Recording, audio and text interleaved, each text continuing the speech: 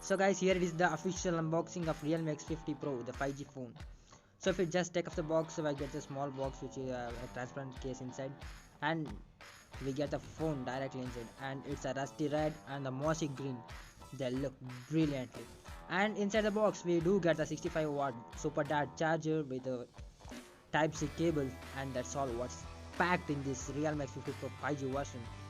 And the very beastie performance chipset, that's the Snapdragon 855, and the very super dot charge 65-watt, which would charge a phone in just 35 minutes. And the phone has a 9K super AMOLED full screen display with a pill cut notch. It's really wonderful, guys. So what are you waiting for? If you just wanna try or experience the new 5G phone, then just go for it. It's really at the, like, when we consider the 5G phones, it's really at the best price as you consider right now. So it even packs the 64MP quad camera setup in the rear, and it comes with a 13MP 20x telephoto lens, guys.